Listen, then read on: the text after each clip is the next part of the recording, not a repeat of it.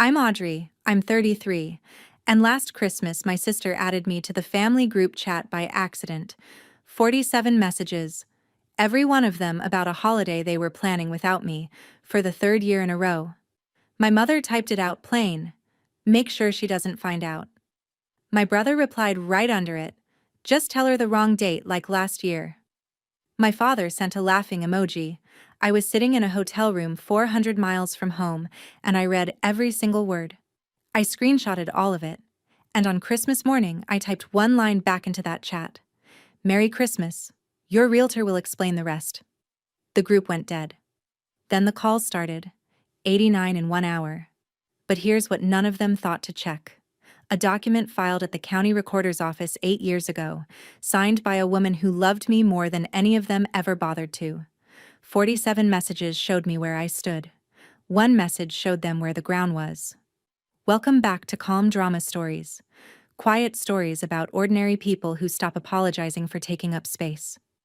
If you've ever been the one left off the list, this one's for you. Drop a comment, and be sure to subscribe so the next story finds you. It was a Tuesday in early December, and I was in a Hampton Inn outside Columbus. I'd been on site for a bridge retrofit. 3 weeks in, 2 to go, eating takeout at my laptop every night. My phone buzzed on the nightstand around 9. Then again. Then again. I picked it up and saw a group I'd never been added to. A thread titled with a Christmas tree emoji, the word fam, another emoji, and the word planning. 47 messages stacked underneath like a tower I wasn't supposed to see. Brooke, my younger sister, had sent a private text seconds after. Oops, wrong chat. Ignore that LOL. Too late. I was already scrolling. The first few were logistics. Nathan, my older brother, asked if the 25th worked for everyone. Mom confirmed. Dad sent a thumbs up. Normal enough. Then the conversation shifted. Message 9, Mom. We should do the nice china this year. Audrey won't be there to complain about hand washing. Message 10, Nathan. LOL, finally a relaxed one. I kept scrolling. My name showed up exactly 0 times in the planning and exactly 4 times in the managing. Nathan, message 11. Just tell her the wrong date like last year. Mom, message 14. The 28th. Say we're doing a small thing on the 28th. Dad, message 16. A laughing face. Brooke, message 22. What if she finds out? Mom, message 23. She won't, she never does. I put the phone down on the polyester bedspread, picked it up, put it down again. 47 messages and not a single one invited me. 4 of them made sure I'd stay gone. The phone buzzed once more. Brooke again. Privately. Seriously, just ignore it, it's nothing. I didn't reply. I opened the group chat again and started screenshotting from the top. I should tell you who I am, because it matters for what comes next. I'm a structural engineer. I design load paths for bridges and parking garages and the occasional hospital wing. I've been licensed for 9 years, and I spend about 40% of my time on the road, staying in hotels like that Hampton Inn, eating dinner alone, billing hours. I'm good at my job. I'm good at it because I'm patient with details and I don't skip steps. And those are qualities my family has never once found interesting. Growing up in Millfield, Ohio, I was the middle kid who turned in homework on time, while Nathan played varsity baseball and Brooke did pageants. Mom drove them. Dad cheered. I rode my bike to the library. That was fine. I told myself busy people get forgotten, and I kept telling myself that for years. I sent the Christmas gifts on time every year. I booked the restaurant for Mom's birthday 3 years running. When Dad needed his truck moved for surgery, I drove 6 hours on a Thursday to do it. When the roof leaked during a storm and Nathan was too busy to check, I called the roofer from a job site in Kentucky and paid the deposit over the phone. I never asked to be thanked. I just assumed that being useful was the same as being included. And still, last December, I showed up at the house on the 28th, the date they gave me, with a baking dish full of scalloped potatoes and a bottle of wine, and the door was locked, lights off, wreath still on the hook but nobody home. I called Mom. She picked up on the fifth ring, voice light. "Oh, honey, I thought we told you. We did Christmas on the 25th this year. It was a last-minute thing." I stood on the porch with the potatoes cooling in my hands and I said, "That's okay. My fault for not checking." It was not my fault. And it was not last minute. I just didn't know that yet. Back in the hotel, still reading, I hit message 31 and my stomach dropped. Nathan had typed, "Closing's the 26th. Just keep her clear till then." Closing. I read it 3 times. Closing on what? 2 messages later. Mom. Karen says the buyer wants a walkthrough Christmas afternoon, so we need the place empty by noon. Karen. A buyer. A walkthrough. They were selling something, and whatever it was, they needed me out of the way to do it. I set the phone face down and stared at the wall, and the only thing I could think about was my grandmother's house, Nan Margaret's house, the yellow clapboard on Sycamore. 2 stories, a porch that wrapped around the south side like a long arm.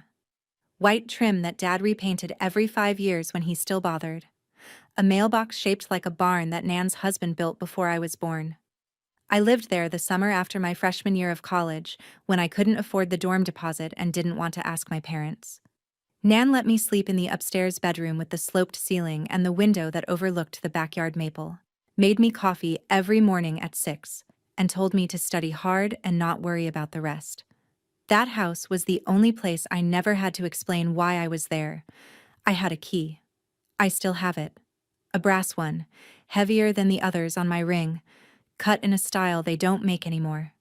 Nan gave it to me the year she turned 75, in front of the whole family at Thanksgiving. She pressed it into my palm and said, "This is your home whenever you need one, Audrey." Mom rolled her eyes. Nathan was on his phone. Dad nodded politely and went back to the game. None of them thought it meant anything. The phone on the bedspread buzzed again. I picked it up. Another message in the chat. I kept reading. Message 36 was the one that did it. "Mom, all caps for emphasis. Make sure she doesn't find out." Not whispered, not implied. Typed in black and white and sent to 4 people who all hit the like button. 2 messages later, Dad. My father, Glenn Grant, 64 years old, the man who taught me to change a tire in the driveway, sent a yellow face laughing so hard it cried. He didn't even type a word. He just laughed. I screenshotted that one twice because my hands were shaking and the first capture was blurred. I want to be clear about something. I didn't screenshot those messages to use as weapons. I did it because I was alone in a hotel room and my chest was compressing, and I needed proof that I wasn't making this up. I've spent years smoothing things over. Years telling myself the missed invitations were scheduling errors and the wrong dates were honest mistakes. And the silence after I left a voicemail was just everyone being busy. 47 messages killed every excuse I'd ever built. They weren't forgetting me. They were coordinating around me. There was a calendar, a buyer, a closing date, and a plan to keep me blind while they did whatever they were doing with Nan Margaret's house, the only place that ever felt like mine. And they'd built the plan on the assumption that I would never push back, never question, never check. Because I never had. That was my role. The reliable, absent one who signed what she was told to sign and showed up when she was told to show up and disappeared the rest of the time without making noise. I sat in that hotel room until midnight, reading the thread forward and backward, and the thing that kept circling was the word, again.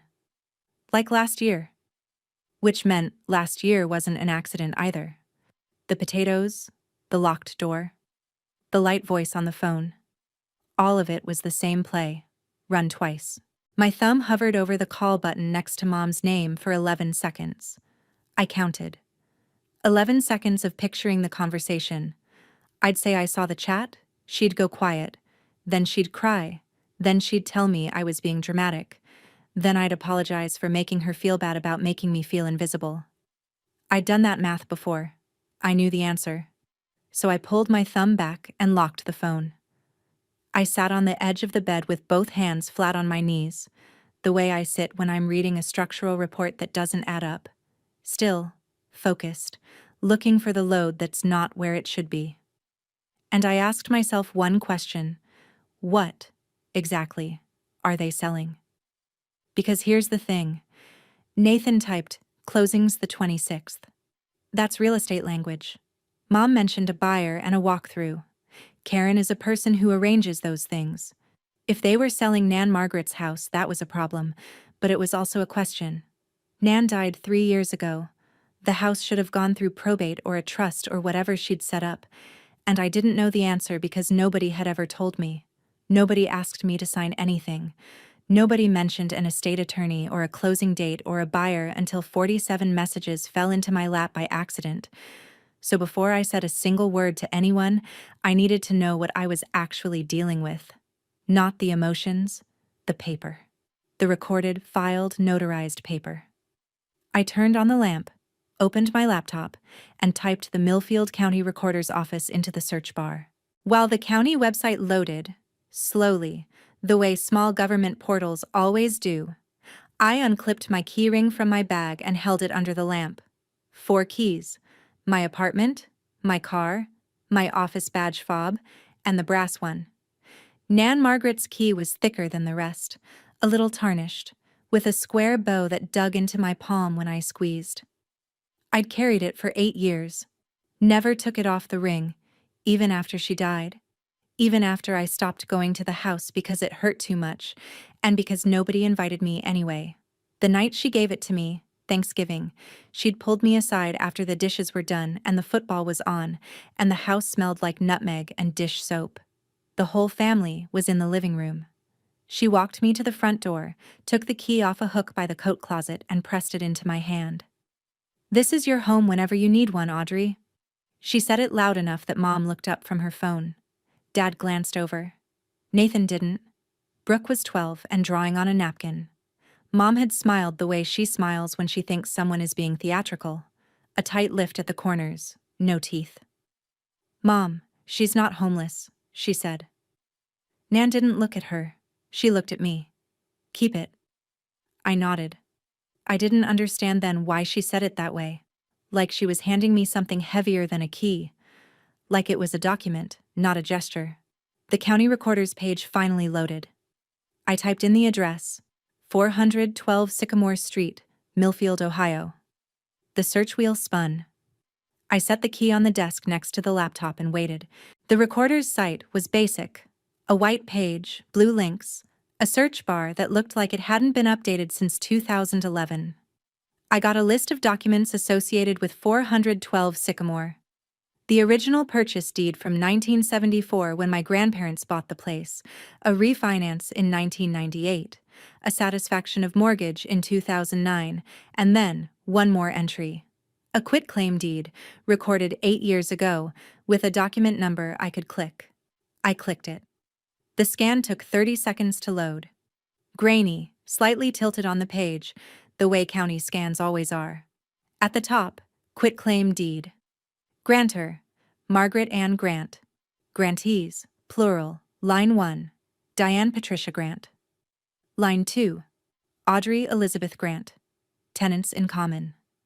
I read it again, and again. I wasn't looking at a family tradition or a sentimental gesture. I was looking at a recorded legal instrument that said I owned half of that house. Not symbolically, not emotionally. On paper, filed with the county, indexed and searchable by anyone with a browser and the address. I sat back in the cheap desk chair and let it roll 6 inches. Nan hadn't just given me a key. She'd given me the deed. And she'd done it publicly, through the proper channel, with a notary stamp and a filing number, because she knew, she must have known, that a key can be taken back, but a recorded document can't be wished away. She hadn't been theatrical. She'd been tactical. Quietly, precisely, without asking permission from anyone in the family who would have told her not to. I pulled up the rest of the filings. There was no subsequent transfer. No deed from me to anyone else. No court order. No quitclaim releasing my interest. My name was still on that house the same way it had been since the day Nan signed the paper. The county recorder didn't care that I hadn't visited in 3 years. The county recorder didn't care that my family had stopped setting a plate for me. The county recorder only knew what was filed. And what was filed said Audrey Elizabeth Grant was an owner. I remember the day she signed it. I was 25, home for a weekend because Nan had called and asked me to come. She'd had a minor stroke 2 months earlier. A TIA, the doctors called it. Transient ischemic attack, the kind that resolves but warns you the next one might not. She was sharp again by the time I arrived, standing in the kitchen making iced tea like nothing had happened. But she had an appointment the next morning, she said, and she wanted me to come with her. I assumed it was medical. It wasn't. We drove to a small office on Main Street, a notary public who doubled as a tax preparer. Nan had papers already drawn up. She sat across from the notary and explained calmly that she wanted to add me to the title on 412 Sycamore. Tenants in common, she said, like she'd rehearsed it. So the house doesn't get tangled up in probate later, and so Audrey has a place that's hers. She signed. I signed. The notary stamped it, and we dropped the original at the recorder's office on the way home. The whole thing took 40 minutes. When we got back to the house, Mom was in the kitchen. Nan told her. She didn't hide it. Mom's face went flat. You're putting Audrey on the deed? Not me? Nan poured 2 glasses of tea and handed me one. You're already on it, Diane. Now Audrey is too. Mom set her jaw. This is dramatic, Mom. She doesn't even live here. Nan didn't argue. She just said, the paper's filed. It's done. I remember feeling awkward, like I'd been handed a gift I hadn't earned in front of someone who thought I didn't deserve it. I thanked Nan and changed the subject. I didn't understand what she'd actually given me. I do now. Back in the hotel, 2 in the morning, I had the deed scan open in one tab and the group chat screenshots in another. I toggled between them like I was cross-referencing a structural report against field conditions. The deed said I was a co-owner. The chat said they were selling, and the math was simple. You can't easily sell a house when someone else's name is on the title. That's not a loophole or a technicality. That's property law. If my name was on the deed, and it was, right there in the county's own database, scanned and indexed, then no title company would clear the closing without questions. No buyer's lender would approve a loan on a clouded title. The sale might not die instantly, but it would stall hard, and stalling a real estate closing a week before Christmas is close enough to killing it. I closed the laptop and lay on the bed and stared at the ceiling. The air conditioner hummed. My phone sat dark on the nightstand, finally quiet after hours of buzzing. I thought about calling Nan. That was the reflex. 3 years dead, and I still reached for her number when things didn't make sense. She would have known what to do. She always did. She planned 8 years ahead and filed the paper that proved it. She didn't tell me what to do with it because she trusted me to figure it out when the time came. I turned on my side and looked at the brass key on the desk, sitting next to the laptop like a small, patient witness. The county recorder confirmed what Nan set up. My family confirmed what they were trying to do. The only question left was what I would do with both pieces of information. I didn't have an answer yet, but I had something better. I had time. The closing was December 26th. It was December 3rd. 23 days. I need to stop here for a second. If you're watching this and part of you is doing the math on your own family, who would notice if you went quiet? Who only calls when they need a signature? I see you.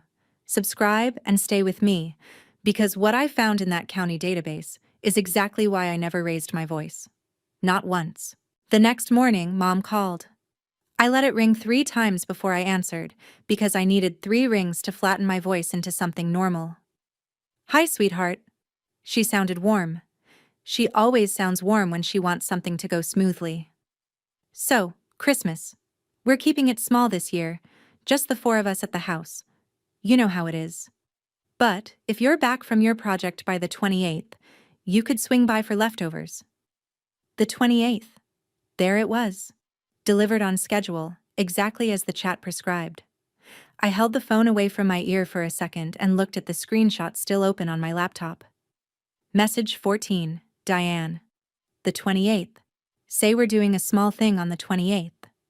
She was reading from her own script. That sounds fine, Mom. I'll check my schedule. Perfect.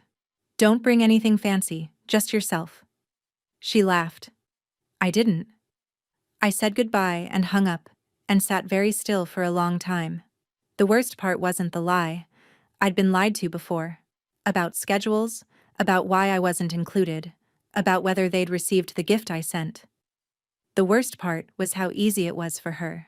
The rhythm of her voice, the warmth she manufactured, the little laugh at the end. All of it practiced, all of it aimed at keeping me exactly where I was. Far away, uninformed, and grateful for leftovers. She didn't even hesitate on the date. No pause, no stumble, no flicker of guilt in the word 28th. Just the number, delivered smooth, like a receptionist confirming an appointment. Just the 28th, like she was reading a weather forecast. I saved the call log. Not the audio, just the timestamp. December 4th, 9:47 a.m., duration 2 minutes and 11 seconds. 2 minutes to lie to your daughter. She didn't even need 3. 2 days later, Brooke called. She didn't mean to tell me anything, she just talked too much, the way she always does when she's nervous. She started with small talk. Her job at the salon, a guy she'd been seeing, a complaint about the weather. Then she mentioned Nathan, and her voice shifted. He's been really stressed. The shop's not doing great. Nathan ran an auto body shop on Route 9 outside Millfield. He'd opened it 4 years ago with a loan co-signed by Mom. I knew about the loan because Mom had mentioned it once, proudly, at a dinner I was actually invited to. One of the last ones. How bad? I asked. Brooke paused. Bad. Like the bank sent letters bad. Mom's on the hook too because she co-signed, so if he defaults. She trailed off. I didn't push. I didn't need to. The picture assembled itself. Nathan's business was going under. The co-signed loan meant Mom's credit and possibly her savings were exposed, and selling Nan Margaret's house was the fastest way to cover the gap. The house was paid off. No mortgage. In a market like Millfield's, a 2-story clapboard on a quarter acre might bring $250, maybe $270. Enough to clear the loan. Enough to bail Nathan out and get Mom off the hook. Enough to matter. And there it was. The shape of the thing I hadn't been able to see from the group chat alone. This wasn't about hating me. It wasn't personal the way a slap is personal. It was financial triage, and I was the complication they'd decided to root around rather than include. They didn't cut me out because they were angry. They cut me out because involving me would mean admitting they needed something from me, and admitting that would mean treating me as someone whose answer mattered. That was the part they couldn't stomach. All they needed to close was one signature they assumed I'd hand over without reading the fine print. Or better yet, one signature they could avoid needing if they'd just kept me out of the room entirely. Brooke circled back to small talk. I let her. Before we hung up, she said something that stuck. We just didn't think you'd care about the old place. I said goodnight and wrote the sentence down on the hotel notepad, word for word. December 10th. I'd been back at the bridge site for a week, driving rebar schedules during the day and reading real estate law at night. I downloaded the full deed scan from the county recorder's website and saved it to a folder on my desktop labeled 412 Sycamore. The document was 2 pages. Page 1. The standard quitclaim language. Margaret Ann Grant, grantor, does hereby quitclaim to Diane Patricia Grant and Audrey Elizabeth Grant, as tenants in common, the following described property. Then the legal description, lot number, tax parcel ID, all of it recorded and stamped. Page 2. Nan's signature, mine, the notary's seal, the filing date. I printed both pages on the hotel's business center printer and put them in a manila folder. I held the folder in my hands for a long time. It weighed almost nothing. Tenants in common. I'd looked it up carefully by now. It meant Diane and I each owned an undivided interest in the property, not half the kitchen and half the yard, half of all of it. And the critical part, neither of us could sell the whole property without the other's consent. Diane couldn't convey my interest. She couldn't sign for me. She couldn't close a sale that transferred 100% of 412 Sycamore to a buyer unless I signed the deed of sale too. If she tried, the title company would flag it the moment they ran the title search, which meant one of two things. Either they hadn't told the title company about me, or they had, and the plan was to get my signature separately, quietly, framed as something else. I closed the manila folder and put it in my work bag, next to the brass key. 2 pieces of Nan Margaret, sitting side by side, waiting. I went back to the group chat screenshots. Message 31, Nathan. Closing's the 26th, just keep her clear till then. Message 33, Mom. Karen says the buyer wants a walkthrough Christmas afternoon. Karen. I searched Karen Whitfield Realtor Millfield, Ohio, and found her in 4 seconds. Whitfield and Associates, a small brokerage on the east side of town, headshot on the website with a blazer and a smile. She had the listing for 412 Sycamore on her page. 4 bedrooms, 2 baths, wraparound porch, asking $265. Listed 3 weeks ago. Contact agent for details. I stared at the listing photos. Someone had staged the living room. Nan's armchair was gone, replaced by a gray sofa I didn't recognize. The kitchen had been painted white. The porch railing where I used to sit with my coffee was sanded and restained. The upstairs bedroom, my bedroom, the one I'd slept in during college, had been emptied and arranged with furniture from a catalog. They'd erased Nan from the house before they'd even sold it. They'd been preparing this for weeks, maybe months. And the closing was December 26th, the day after the Christmas gathering I was being steered away from. I did the math. They hadn't forgotten me. They hadn't excluded me because I was inconvenient or boring or too busy to bother with. They'd excluded me because keeping me away from the house was a logistical requirement for the sale. If I showed up on Christmas, I might see the staging. I might ask why the furniture was different. I might notice the lockbox on the front door. The wrong date wasn't cruelty for its own sake. It was project management. I was a variable they needed to control. I closed the listing tab, opened a blank document and typed one line. Do not react. Do not confront. Let the system work. Then I saved the file, shut the laptop, and went to bed. I didn't sleep. December 12th, I called a real estate attorney. Not a family friend, not anyone from Millfield.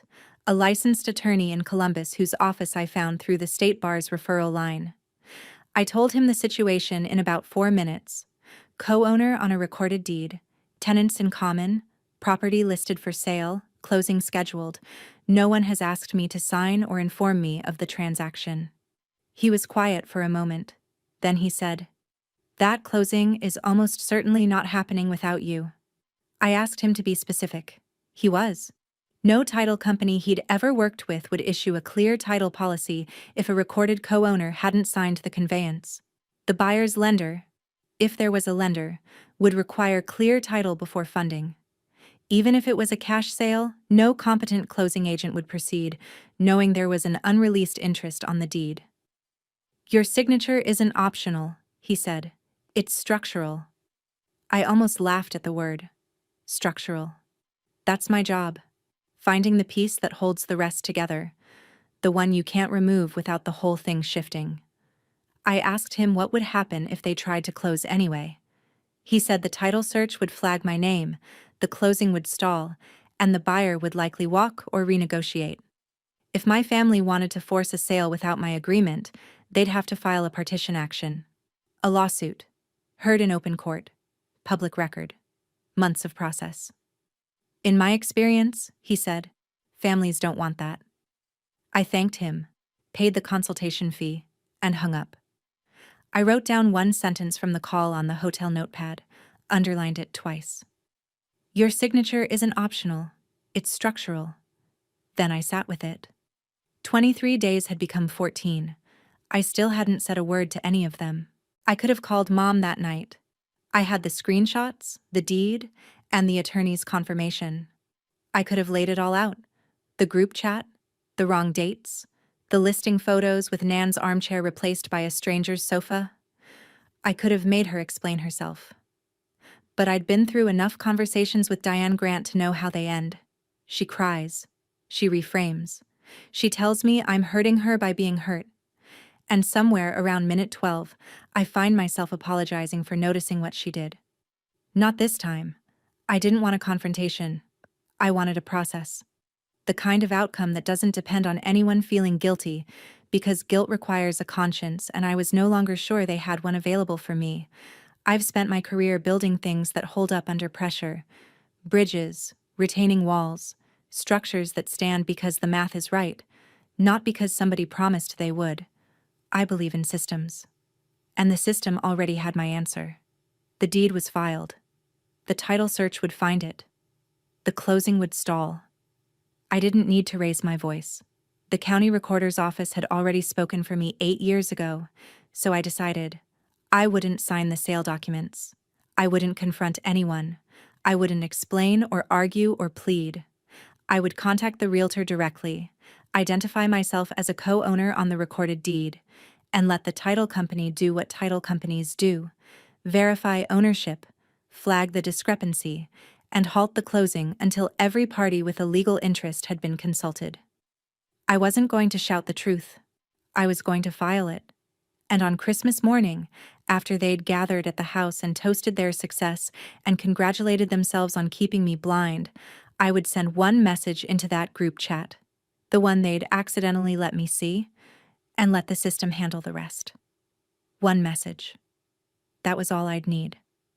I didn't know the words yet, but I knew the shape of them: short, calm, and pointing somewhere they couldn't argue with. I picked up the brass key and turned it over in my fingers. 14 days. December 15th. I composed an email to Karen Whitfield at Whitfield & Associates. I kept it professional, the same tone I use when I send a field report to a general contractor. Dear Ms. Whitfield, my name is Audrey Grant.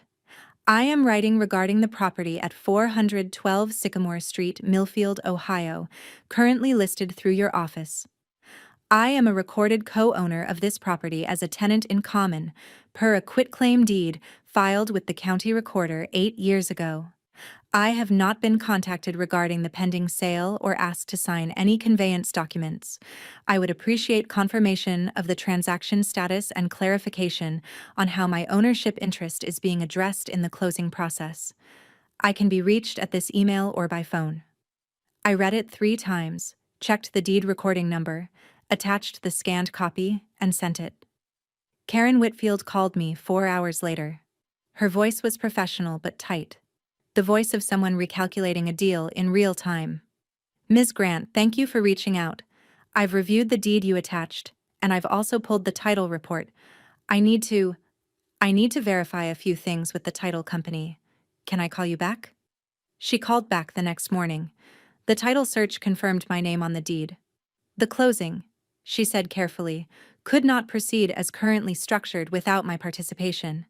She asked if I'd been in contact with the other owner, Diane Grant, about the sale. No, I said. I learned about it through other channels. A pause. I see. I'll need to inform the seller and the buyer's agent that there's an unresolved ownership issue. That's fine, I said. I'd prefer all communication regarding the property go through proper channels. I gave her the attorney's contact. She thanked me and hung up. The fuse was lit. I didn't need to touch it again. Quick pause. If you've made it this far, you already know I'm not going to scream at anyone. That's not the win. The win is quieter, and it's coming. Hit subscribe so you don't miss how one line in a group chat ends a closing worth more than my brother's whole business. Okay. Christmas morning. December 19th. A PDF arrived in my email from Mom. No subject line, just an attachment labeled estate_cleanup_docs.pdf, and a one-line message: Audrey, can you sign these and send back before the 24th? Just routine estate paperwork from Nan's Trust. Thanks, Mom. I opened the PDF on my laptop, and the first page was not routine estate paperwork. It was a deed of sale, a conveyance document transferring all interest in 412 Sycamore Street from Diane Patricia Grant and Audrey Elizabeth Grant to a buyer named Gerald Foss for a purchase price of $265,000. My signature line was on page 4, flagged with a yellow tab and the word sign in Brooke's handwriting. I recognized the loopy S. The purchase price was listed. The buyer's name was there. The legal description matched 412 Sycamore down to the lot number.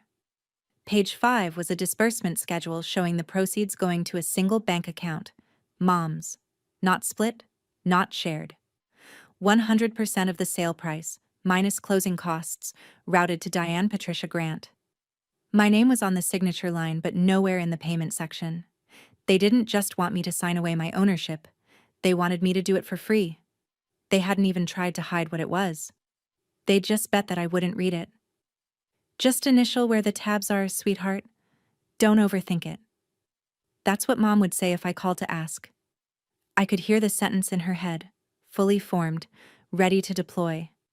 They wanted my signature on a document that would erase my ownership of the only place that ever felt like home, and they wrapped it in a PDF called Estate Cleanup and sent it 4 days before Christmas like it was a holiday card. I saved the file. I forwarded it to my attorney. And I did not sign. I didn't reply to Mom's email either. I left it sitting in my inbox, read, but unanswered. The way they'd left me standing on a porch with a baking dish last December, acknowledged just enough to confirm I existed, and then ignored. That night, I held the brass key in my closed fist and sat on the hotel bed in the dark. The deed of sale was still open on the laptop screen, glowing blue-white across the room. I thought about Nan Margaret, not the legal version, not the grantor on a quitclaim deed, but the real one. The woman who made iced tea without measuring, who kept a stack of crossword puzzles by the back door, who noticed when I was quiet and never once told me I was too sensitive for noticing what I noticed. She signed that deed because she saw this coming. Maybe not the details. Not Nathan's failing shop or Mom's desperation or the group chat or the PDF disguised as routine paperwork, but the shape of it. She saw that I would be the one they spent around, and she put my name on the one thing they couldn't spend without me. That wasn't sentimentality. That was engineering. The key in my hand was warm from holding it. I opened my palm and looked at it. The square bow, the tarnished brass, the teeth cut for a lock that still worked on a door I hadn't opened in 3 years. It wasn't a keepsake anymore. It was a title. It was proof that someone had looked at me and said, not with words, but with a notary stamp, she belongs here. I closed my hand around it again. I still hadn't replied to Mom's email. I still hadn't signed anything. And in 6 days, Karen Whitfield was going to walk into a closing meeting and tell my family that the sale couldn't proceed, because the woman they'd written off the guest list was written onto the deed. I typed my one message into the chat's draft field and saved it. I'd send it Christmas morning. December 23rd. I'd finished the bridge project 2 days early. My team lead said I could head home for the holiday if I wanted. I drove back to my apartment in Columbus instead of to Millfield. I unpacked, did laundry, watered the plant on my kitchen counter that was somehow still alive, and sat down at my own desk for the first time in a month. The manila folder was in my bag. I took it out and set it next to the brass key, which I'd placed on the desk like a paperweight. Both objects from Nan Margaret. Both quiet. Both loaded. I opened the group chat on my phone one more time. The conversation had continued without me. More logistics, more coordination. Brooke asked if she should bring pie. Nathan confirmed the walkthrough time with the buyer. Mom reminded everyone to keep things normal if Audrey texted. Dad didn't type anything new. He didn't need to. His laughing emoji was still sitting there in the scroll, like a monument to indifference. I looked at my saved draft. I'd written and rewritten it over 3 weeks, and every version kept shrinking until it was just one short line. Merry Christmas. Your realtor will explain the rest. No accusation, no emotion, no exclamation marks. I wasn't going to explain what I knew or how I knew it. I wasn't going to give them a thread to pull or a tone to criticize. I was going to point them toward the one person who had the authority and the obligation to tell them the truth. The realtor whose title search had already flagged my name. I didn't block anyone. I wanted them to read it together, in the same chat where they'd planned my absence, at the same table where they'd gathered without me. Christmas Eve. The group chat lit up one last time, Not that they knew I was watching. Nathan posted a photo of the house, freshly staged, porch lights on, a wreath that wasn't Nan's on the door. Brooke replied with heart emojis. Mom typed, "Tomorrow's going to be perfect. Don't forget. Nobody mentions Audrey. She thinks it's the 28th.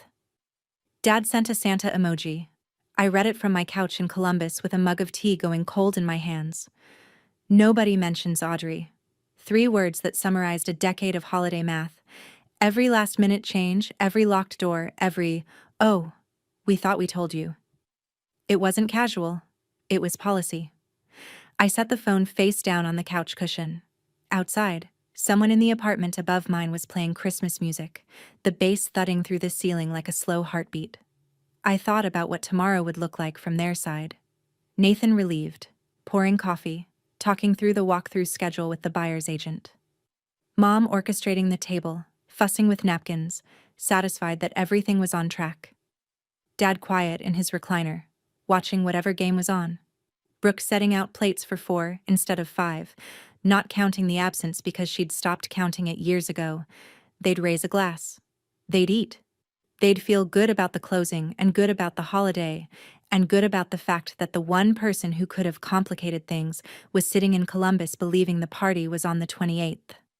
And at some point in the morning, probably around 10 when they were all together and comfortable and certain, my message would land in the chat like a stone dropped into still water. I didn't feel triumphant. I didn't feel vengeful.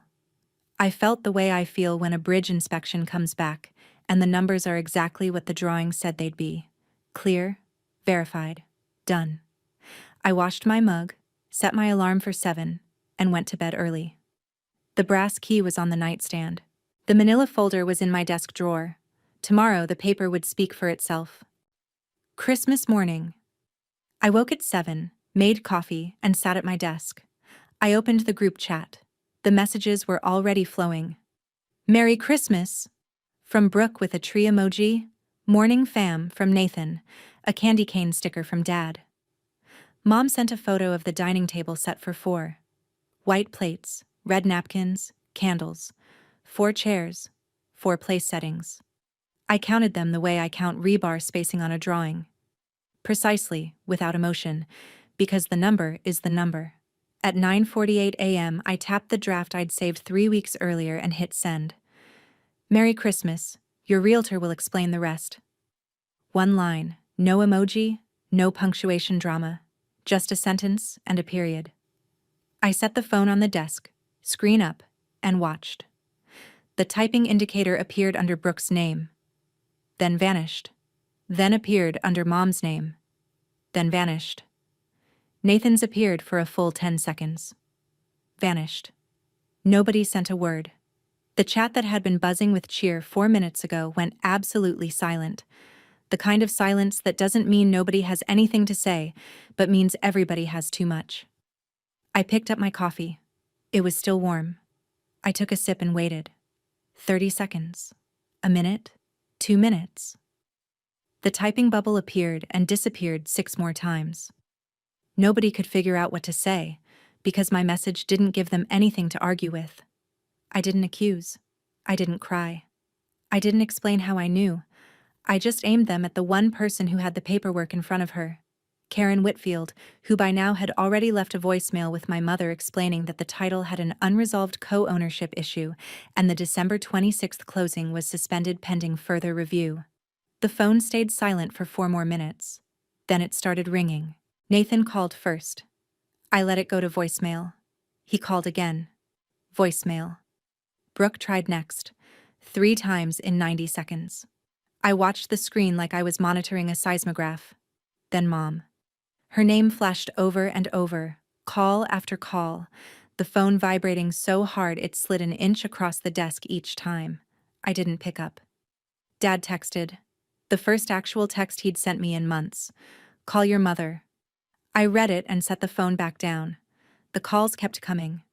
I opened a notes app and started a tally because I'm an engineer, and that's what I do with data. I track it. Nathan. 14 calls in the first 20 minutes. Brooke. 9. Mom. 22. Dad. 3 calls.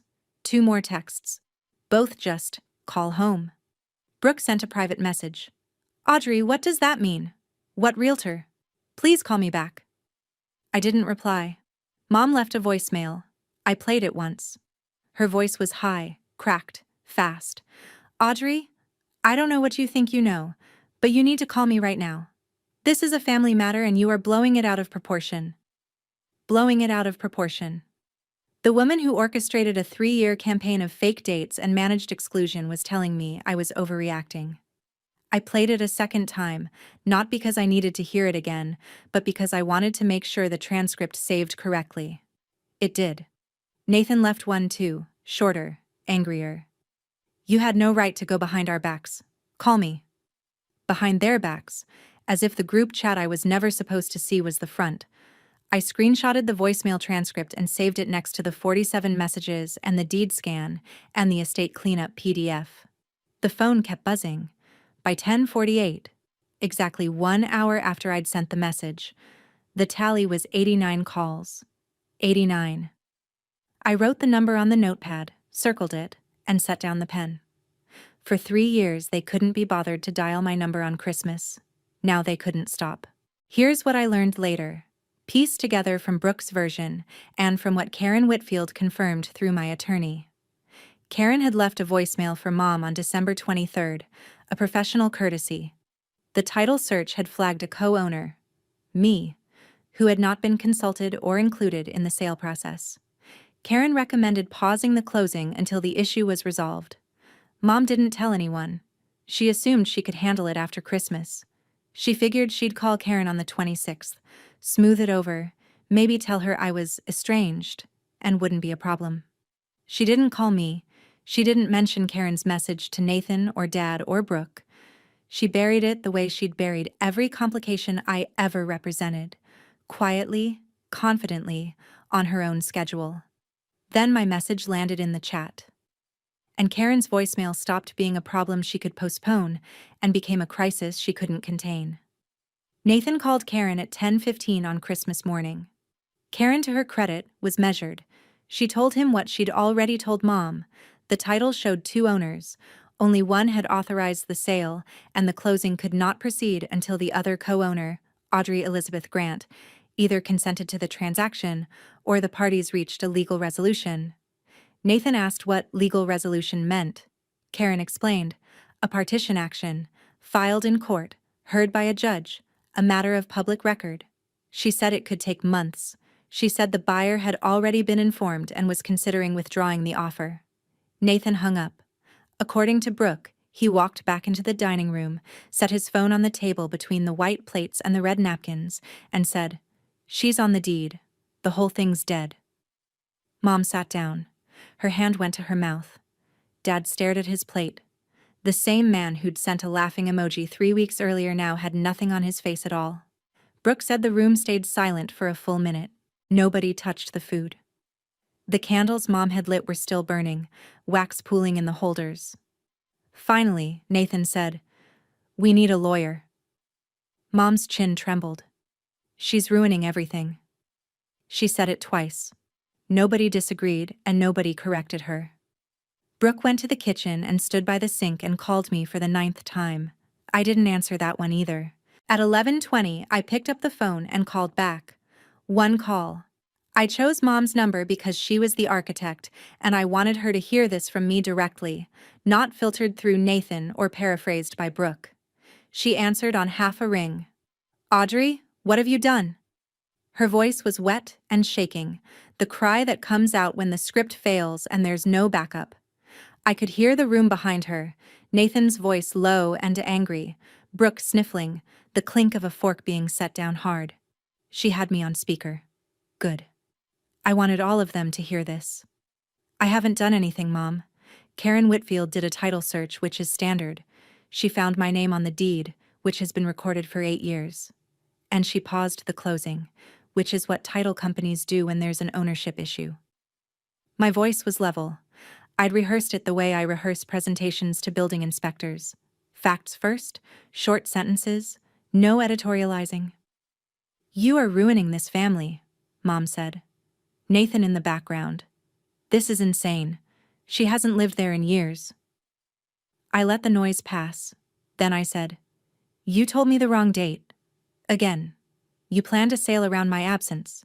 You sent me a deed of sale disguised as estate paperwork and expected me to sign it without reading. I read it." Silence. Then Mom, softer now. The pivot to guilt. "We were going to tell you, Audrey. We were going to split the money. You would have gotten your share." "When?" I asked. "Before or after closing?" She didn't answer.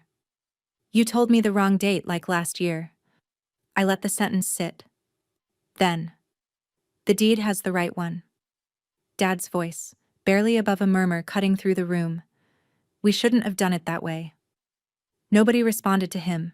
He didn't say anything else. That was his one honest moment. 7 words. Too late. Aimed at no one. Landed on nothing. I told them my attorney's contact information and said that any further discussion about the property should go through him. I wished them a Merry Christmas. I meant it. Then I hung up, set the phone face down on the desk, and sat in the silence of my own apartment, where nobody was planning anything behind my back. The closing on December 26th did not happen.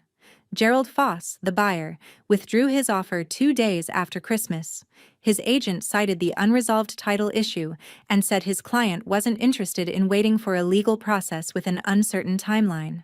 Karen Whitfield called my attorney on the 28th, the day I was supposed to have shown up for leftovers, and confirmed that the listing was being pulled pending resolution of the co-ownership dispute. Nathan's loan went into default in January. The bank sent a formal notice to both him and Mom, who had co-signed. Without the sale proceeds, there was no lump sum to clear the debt, and Nathan's shop didn't generate enough to cover the monthly payments. I didn't learn this from them. I learned it from Brooke, who called me in February, voice small and raw, and said, "Everything's falling apart." I told her I was sorry things were hard. I meant it. Then I told her what I'd told my attorney to communicate. I was willing to discuss the property, but only at a proper mediation, with a neutral third party, and only if my ownership interest was fully acknowledged. No side conversations, no PDF surprises. No, just sign here, sweetheart. The mediation happened in March. Mom, Nathan, Dad and I sat in a conference room at the attorney's office in Columbus. Brooke didn't come. She said she couldn't handle it, which was honest. Mom cried twice during the first hour. The first time was strategic. The tears she uses to signal that she's the victim. The second time was real, I think, when the mediator laid out the numbers and she realized that the house she'd grown up in, the house her own mother had built a life in, was now a problem she couldn't solve without the daughter she'd spent 3 years excluding. Nathan said almost nothing. Dad sat with his hands folded and his eyes on the table. I presented 2 options. We could sell the property together, with proceeds split according to our recorded ownership, 50-50, as the deed stated, and with a proper, transparent closing. Or I would buy out Diane's share at fair market value, appraised by a licensed professional. I didn't offer a third option. I didn't negotiate against myself. Nathan finally spoke. He leaned forward and said, "Nan would have wanted us to keep it in the family." I looked at him for a long moment. "Nan did keep it in the family," I said. "She put my name on it. The question is whether you consider me family." The mediator suggested a break. We took 10 minutes. When we came back, Mom asked if we could just go back to how things were. The mediator asked her to clarify. She couldn't. We agreed to the sale. The house went back on the market in April with a new listing agent, not Karen, because Mom refused to work with her again, which was fine. It sold in May for $258,000. My share, after closing costs, was $121,000. I deposited it into a savings account and didn't touch it. Before the new buyers moved in, I drove to Millfield one last time. I parked on Sycamore, walked up the porch steps, and put the brass key into the lock. It still fit. The door opened into an empty house that smelled like fresh paint and wood polish. I stood in the living room where Nan's armchair used to be, and I didn't cry. I just looked around, said thank you to nobody and everybody, and pulled the door shut behind me. I took the key off my ring and left it on the porch railing, the only thing of Nan's that stayed with the house. It wasn't about the money. It was never about the money.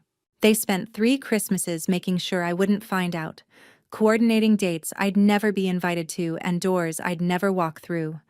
And not one of them stopped to remember that the woman they kept writing off the guest list had been written onto the deed years before by the one person in that family who actually saw her. That's my story. 47 messages, 1 reply, and 89 calls I let ring. If this reminded you that your name belongs on your own life, not in someone else's footnotes, take that as your sign. Set the boundary today. And if someone you love needs to hear this, share it with them. Thank you for being here. Drop a comment, hit subscribe, and I'll see you in the next one.